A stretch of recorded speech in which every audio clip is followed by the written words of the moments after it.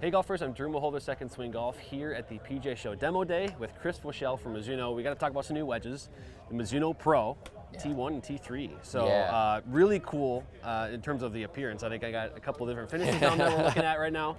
But Mizuno wedges have also been awesome. I love the story of how they've evolved over time. We've got some forgiving models. We've got some of that classic forged feel, sort of the players type wedge as well throughout the lineups in the past. So what do we have with Mizuno Pro here in the T1 and T3? You know, you're right. We've had a great run of wedges between our T series and our S series. We've had some really cool things lately, but we saw this as an opportunity to really strip things back and focus on the things that I think Mizuno does best. And to me, that's feel.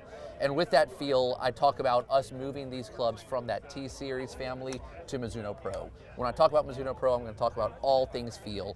The material, we changed our material from using a 1025 boron to using a standard 1025, a little bit softer material. On top of that, we're utilizing our copper underlay on all of these. That copper underlay makes it sound that much softer. And then within the Mizuno Pro family, on the look side, similar to like we do on the irons, we actually have an extra step in the development process where we take the engineered 3D model and then we work with our master craftsmen to hand grind the actual sole grinds, the leading edge transition, the hosel transition, to give it just the really organic, players, craftsman shape.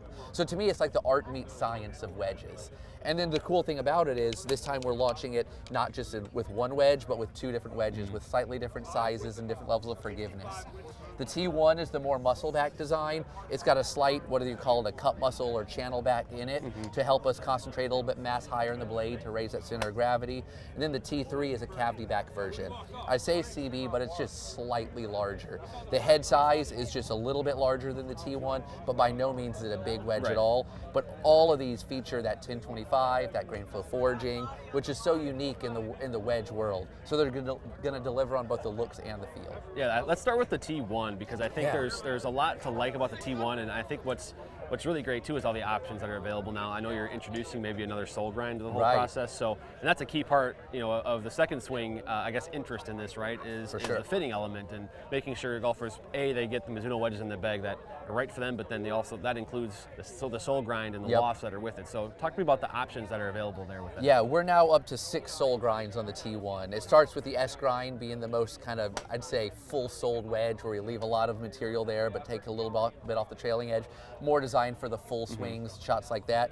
And then you work your way all the way down to C, M, P, X, and there V. You go, yeah. It ends up being 6 different grinds. They get more aggressive and more aggressive as you go throughout the set. But ultimately, that comes down to the fit, which one works best. And then it's for us to have the options to make sure we've got ones to accommodate each level of fitting. Right, and I think what also, especially with the T1s, is how traditional it looks still. Nothing's really changed in that on that front. You're trying to make sure the golfer still has a pleasing look at a dress, confident they can create the shot that they want to create, and that's never really changed with Mizuno, but it's still a classic look with the T1s. Totally. When you're talking Mizuno Pro, you have to deliver on feel, you have to deliver on looks. So the looks are very clean, very compact as well. When you compare this to kind of some of the leading wedges in the market, it's actually a little bit smaller than those. So a little bit shorter from toe to heel, a little bit smaller from top to bottom, and it's got some thickness up top, but that thickness you don't see at a dress because we've beveled off that top edge too, so it looks thin, looks very players. Now on the T3, so again, another piece of this, talking about appearance, is you've inserted this cavity in here for some forgiveness maybe and some help for the golfers, but it's still, when you put it down in the dress, you don't really see any of that. It still looks really clean, and so that's a really good, I guess, a big win for Mizuno with these ones. For sure. To me, I think you could fool a lot of people if you put this down in a dress and asked them, is this a cavity back wedge or a muscle back wedge? This wedge would fool a lot of people. So at a dress, it's got that player's look, but behind, we did manipulate some mass by moving it around with this slight cavity design. So for that player who wants a little bit more consistency, a little bit wider sole as well, so a little bit more consistency through the turf, it adds that level of forgiveness into it. But we're doing it in a package that tons of players are going to love to look at. And in a world of cavity back wedges that in general aren't very good looking and honestly don't feel that great, to be able to deliver that level of look and feel with the grain flow forging to the T3, it's different from anything else out there. And this might be an unfair question, but I'm going to ask anyway. Sure. Do you see this as a range of handicaps playing these type of wedges, or is it more of a play style with these wedges? To me, I think it's more of a play style, especially because we're very conscious to not make the big one really big and the small one really small. There's a lot of blurred lines between these wedges. So it would not surprise me at all to see people even kind of comboing from the top of their wedges to the bottom of having, the T1 and the 60 degree and a T3 and a 52. Makes a lot of sense. So to me, it's all about kind of what you're looking for to dress and what level of consistency works best for you. Yeah, I think there's certainly been an uptick in Mizuno wedges in terms of the fittings here at Second Swing. I think part of that is just the classic feel that in the forging process, but also just the options now are so much wider, and you have two classic looking models.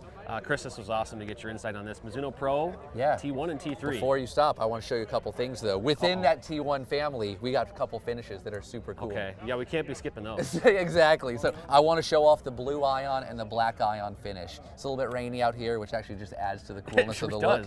But honestly, like these three finishes, some really striking options that I think give you some really cool ability to kind of spice up your bag. And are they available in all the different grinds? They are, options? yeah. Wow. So all the different grind options available in all three finishes. Wow. So really excited about that. And the Mizuno Pro wedges, on top of it, you can get fit with them as well too. So within our PFS fit cart now, you've got wedge heads with different shaft weights, different grinds. You can hit all those and get dialed in at Second Swing.